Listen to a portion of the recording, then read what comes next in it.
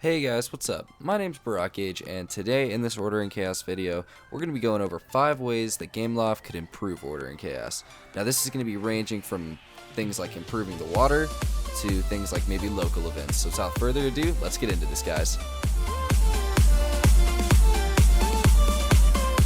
So to start this off, I'm just going to throw it out there. Gameloft needs to improve the underwater aspect of Order and Chaos. Now, Order and Chaos, as I said, is huge, and guys, I know from my previous video game experience, coding for water is extremely difficult in most games. There's just something to do with the way the particles interact with each other in water that makes it difficult. That's why a lot of games, like in the PS2 era, didn't actually incorporate swimming, like Sly Cooper and stuff like that, because it was just so difficult. And that probably is the case as well in Order and Chaos. It's just difficult to program and do it in the phone. But I'm sure that 4 years, it's been 4 years since this game came out, that now we can start improving it. I'm not asking for a lot, Gameloft. I'm asking for little things that I think would make it. Coral reefs here and there. Fishing would be amazing. Just to give people an incentive to go see your water, because it's a big part of the game.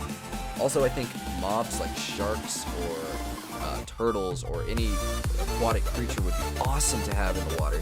Not even mentioning the cool loot that it could drop, but just to have that interaction that you get on the land in the amazing world of OaC in the water would be fantastic. So, Gameloft, please improve the water in the game, make it more immersive to dive down there and explore.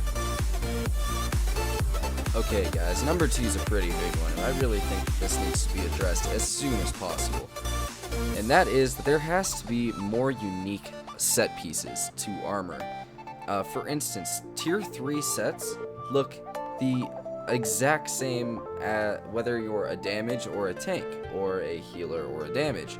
They're the same piece, just different color shadings, and to be honest, that is just lazy, guys. That, to me, is unacceptable in a video game.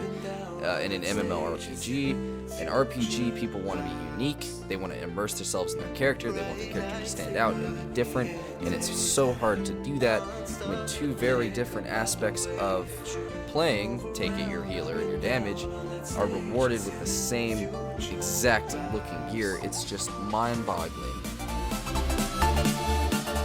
Alright guys, and another way that Gameloft can improve OaC would be with a better gemming system. Now, Order and Chaos is heavily reliant on gear to excel and better your character and further their attributes, but it's more reliable on the gems you get at higher level play. You can have a full set of S3, but if you're gemmed all level 3 gems and you're going against someone who's all gem level 5 gems, good luck, But the issue with this doesn't occur from the gemming process itself, except for the very last part in my mind. It takes 3 level 4 gems to get a chance at 1 level 5 gem. Now, level 4 gems, people will say they're hard to come by, but in reality, if you do your dungeons every day, they're not going to be terrible. But the level 5 gems, you guys, is completely broken. I don't know if any of you guys know what I'm talking about. I'm sure a lot of you pros do, and I'm sure a lot of you newcomers don't. But it costs gems, no matter what, to try to combine your level 4s and do a level 5 gem. So, like, when you put your 3 level 4s in to make a level 5, you have a 1% chance in succeeding. Bear in mind, if you don't succeed, you lose your level 4 gems. So, a 1% chance, obviously you have to pay for that, right? Well, the amount that they charge is it's ridiculous. They're purposely creating this gap between players who will pay money to excel and players who won't pay money to excel. Alright guys, and here at number 4 is one that I really like, and an idea that I actually took from another MMO called Guild Wars 2, and that is the idea of local events to make the world feel alive. Now, just to put in perspective, when you're in Order and Chaos and you're just standing idle, there's no real reason to worry, not even so much worry, but just to expect something out of the norm, like to expect a titan emerging from the forest and starting to attack everybody in silence isn't something that you would expect. But if it happened, there's nobody in silence that would say that that's not badass. So what I mean by local events is, like, you're in the desert and you're questing, and next thing you know, you see a bunch of level 40s and globals saying, we need help at Camp Narachi, and you get to Camp Narachi, I just made that name up by the way, and there's a bunch of centaurs attacking it. You guys have to fight off the centaurs, and when you do, you get a reward, and if you don't, you lose the reward, and there's some sort of, you know, I don't know, they burn down some of the village, or they burn down something. It really would make the world feel alive. I mean, to have local events that are unique and randomly generated, like, so they're never the same and they're unpredictable, would just be perfect for this game. It would give players a reason to go out into the world and be together instead of just sitting in Greenmont and queuing up all the time. They would want to go on these adventures and they would want to explore the world, because Gameloft has done such an amazing job creating this environment for players to be in that they just need to liven it up a little bit. And I think these events would be the perfect way to do it. Alright guys, and the fifth and final thing I would like to see implemented in Order and Chaos is one simple word. More.